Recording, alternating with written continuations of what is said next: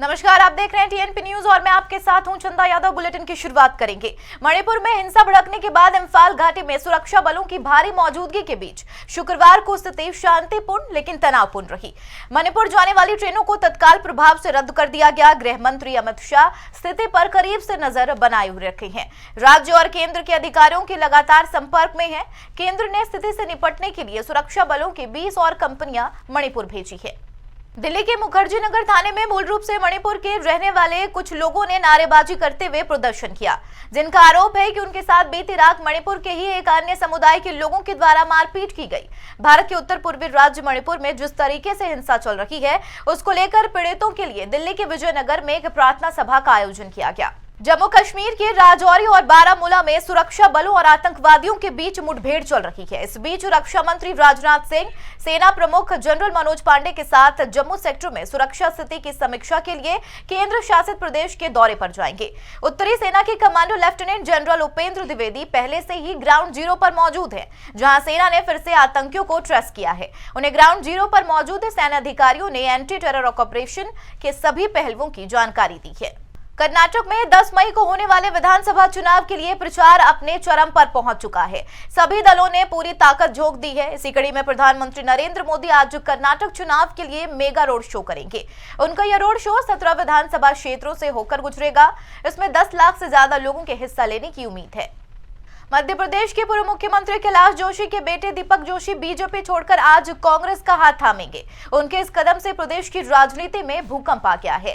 5 मई को देवास जिले में वो भावुक दिखाई दिए और उनकी आंखों में आंसू भी आ गए थे। उन्होंने कहा कि मेरे पिता की अस्मिता को ठेस पहुंची है। मैं उनके पूरे सपने को अब कांग्रेस में रहकर ही पूरा करूंगा। पिता ने सुचिता की राजनीति की, लेकिन अब बीजेपी की कथनी और करनी में अंतर है। प्रदेश में भ्रष्टाचार की प्रकाष्ठा हो गई है। बागली में हुए भ्रष्टाचार से मेरा दिल दुखा है।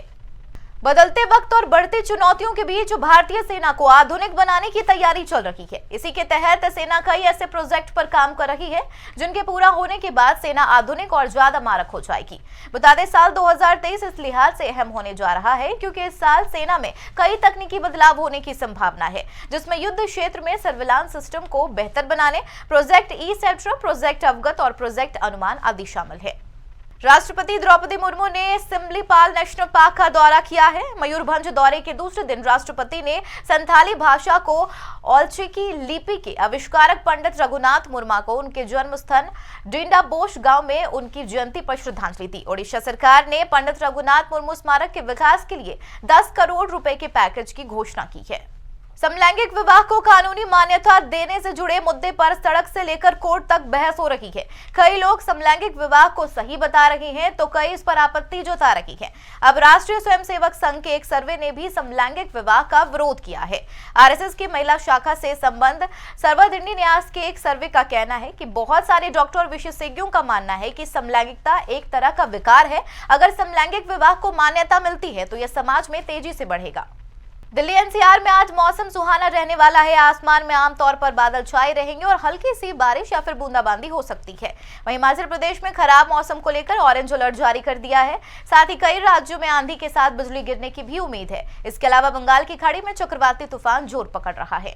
विश्व स्वास्थ्य संगठन यानी WHO ने बताया है कि कोरोना वैश्विक महामारी नहीं है। इसके साथ WHO ने यह भी साफ किया है कि इसका मतलब यह बिल्कुल नहीं कि कोविड वायरस अभी खत्म हो चुका है। बता दें, 30 जनवरी 2020 को इसे वैश्विक महामारी घोषित किया गया था। इसी के साथ इस बुलेटिन में मेरे साथ इतना ही। नमस्कार।